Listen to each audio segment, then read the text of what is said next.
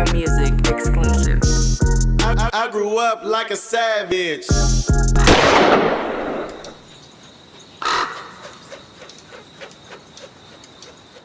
1 2 1 2. You now rocking with the No Vultures podcast.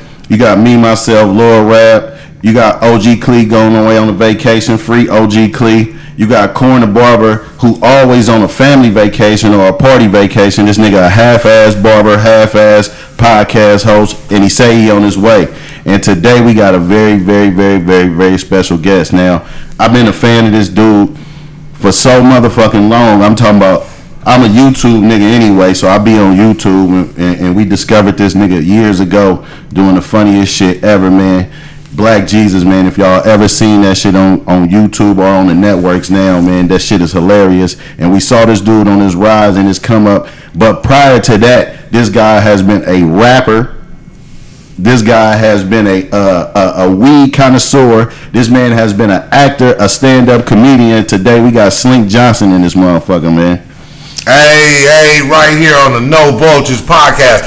I love that, man. It's perfect, man. No Vultures, man. Perfect podcast coming out of the perfect place, the motherfucking town, man. Where you know you got to be real. There's a certain level of authenticity you got to have here in the town, man. Yes, sir. And we ain't with that fake shit. We ain't with the leak shit or that vulture shit. You so feel me? I feel more than honored to be here. Thanks, Rap. Thank you, brother, man. Listen.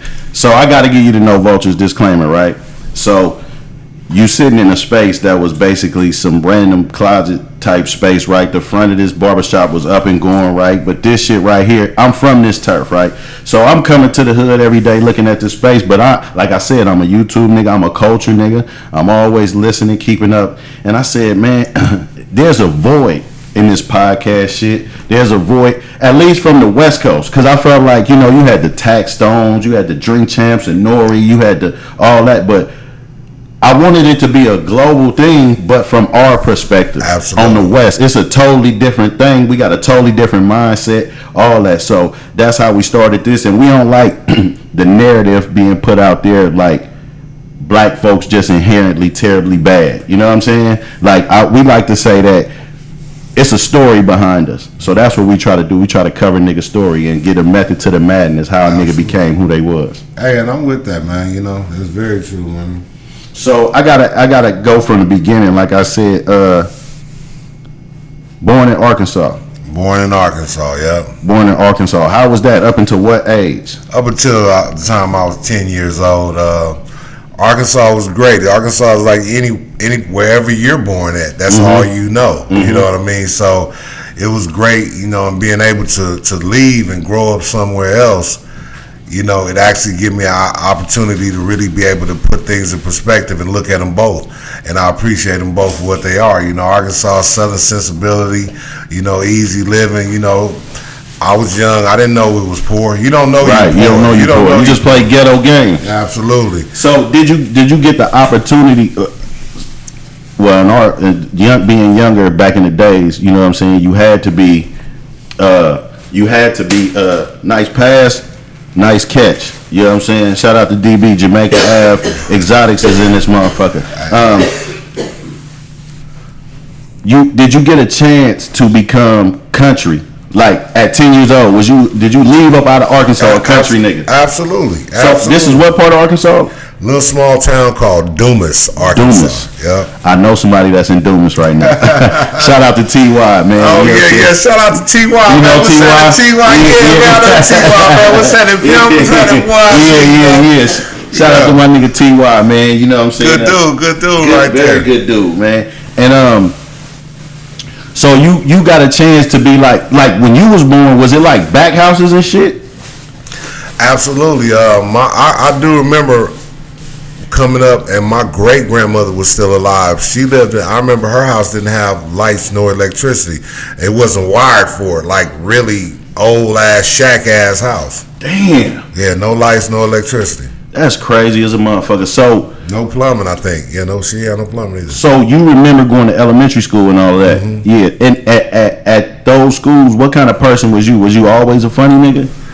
I don't think that kicked in until I got to California. I think I was just a kid, like a curious, mischievous ass kid, I guess. Okay. You know, well, I wouldn't even say mischievous as much as curious.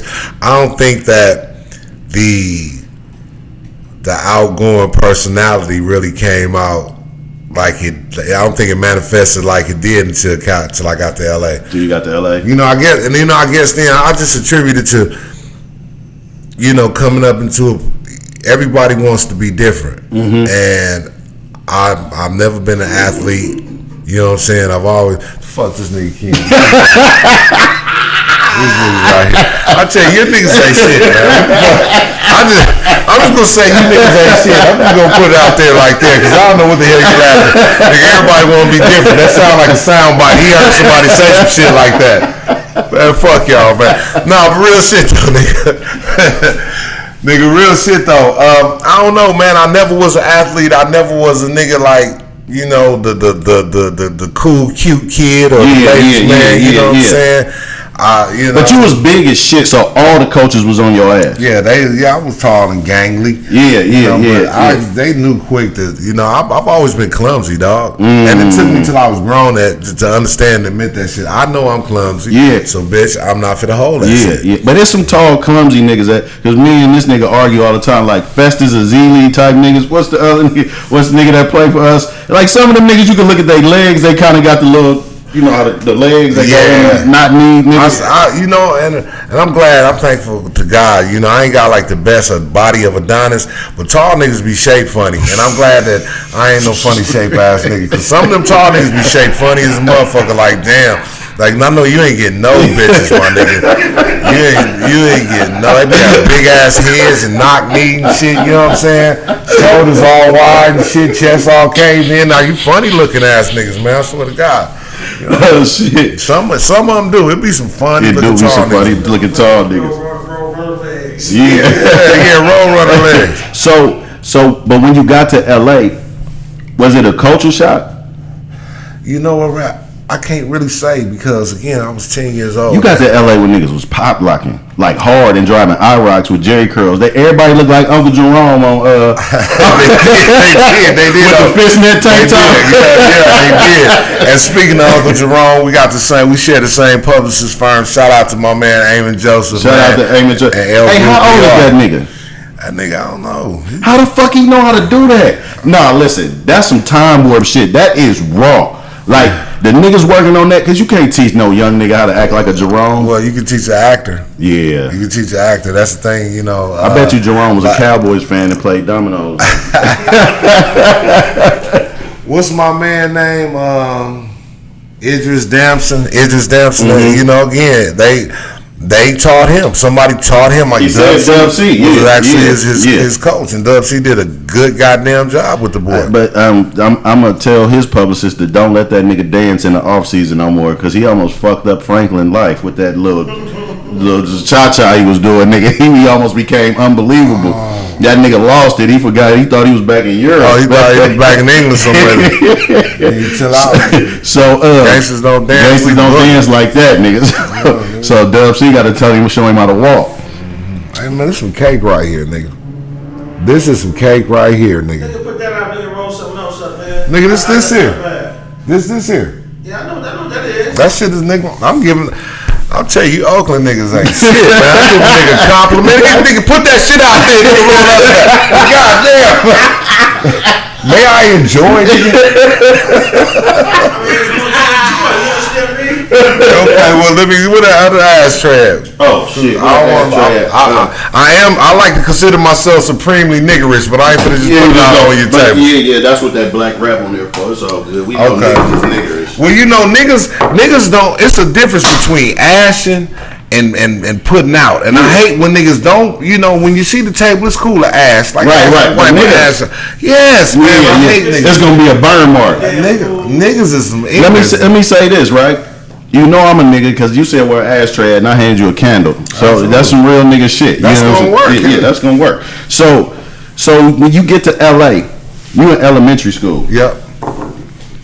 I'm just imagining in LA because all my first times in LA, I almost had to catch a fade every time. That's just what's gonna happen. So you got banged on in elementary school? You know what? I lived right across the street from the school when I came. And you was kind of cool. And I say that because I didn't have far to go, so it wasn't much. And at school, I don't recall a whole bunch of banging. I remember now it was a couple of infant niggas that was on their way, but we were still kids, and I never looked at it like that.